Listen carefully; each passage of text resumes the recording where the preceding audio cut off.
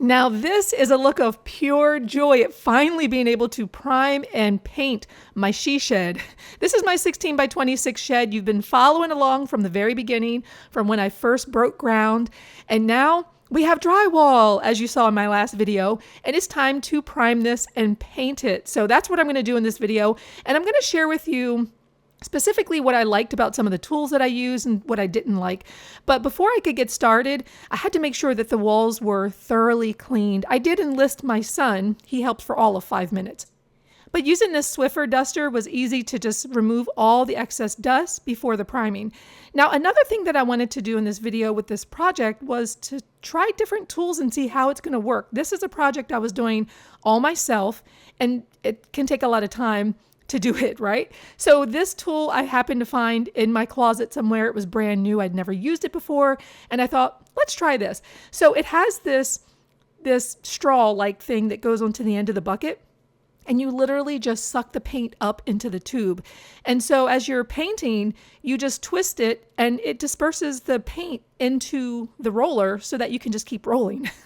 So this actually saved me a lot of time. I mean, it still took me a total of, I want to say, probably 2 or 3 days to do all the painting. 2 coats of primer on the walls, 2 coats on the ceiling, and then for the paint, I did 2 coats as well, ceiling and walls.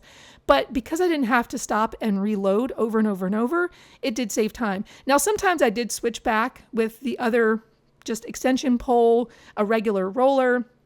And after a while, I got tired of having to reload and reload and reload. So I put that down and then I switched back to the other one.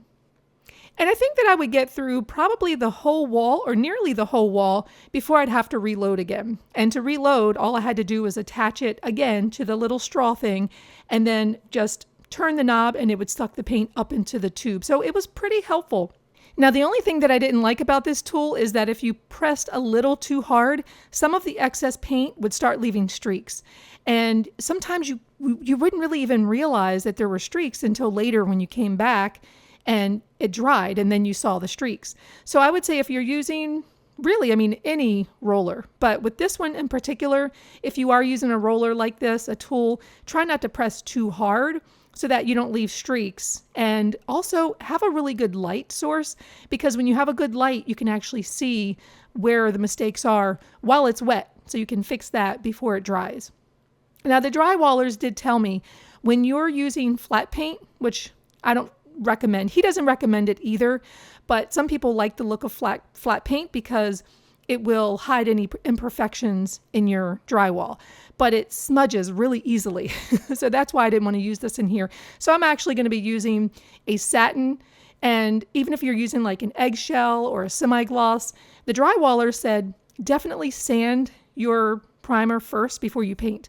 That way, if you do have any surface imperfections in your primer, you can take care of those before you actually put on your paint. So that's what I did. And I'm glad that he recommended that because I probably wouldn't have done that. So I figured the easiest way to do this is with an orbital sander. Now you can use a regular orbital sander.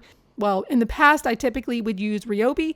It works very well, but I've been upgrading my tools over the last year or so. And this is one of the orbital sanders that I upgraded from Festool. It's a lot more expensive, but the reason I've been investing in it is because it has the amazing hose. So there was literally no dust. I'm still wearing a dust mask, but there was literally no dust.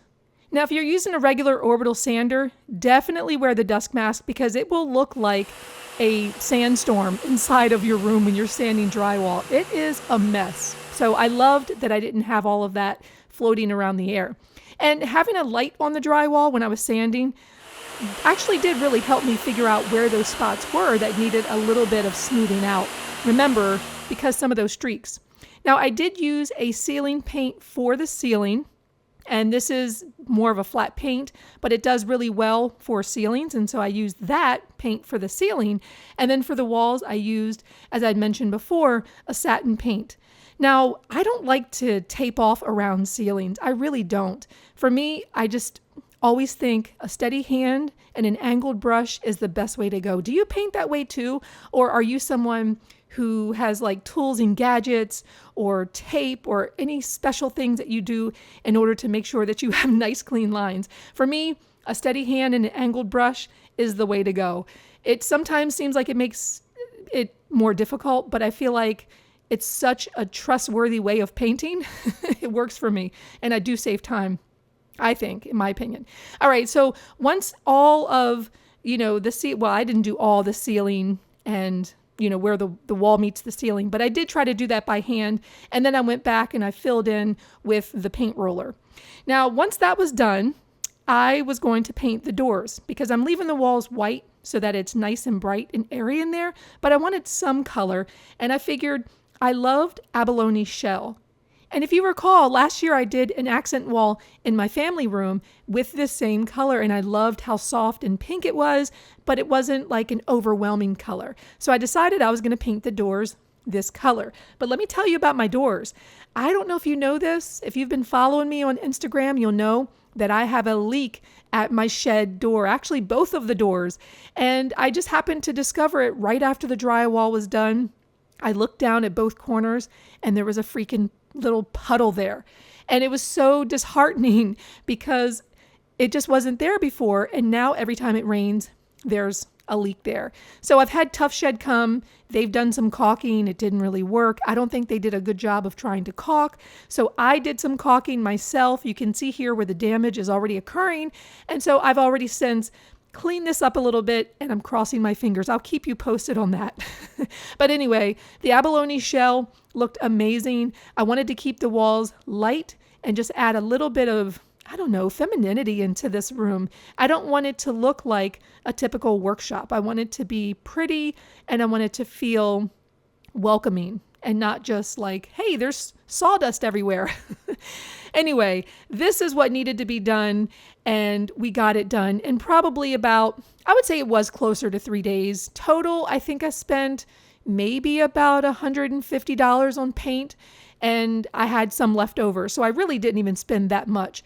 I overestimated. I got the 5-gallon of the primer, and then I bought 2 gallons of the regular paint, and I didn't need quite as much. And don't forget the ceiling paint. I did get maybe 2 gallons of ceiling paint.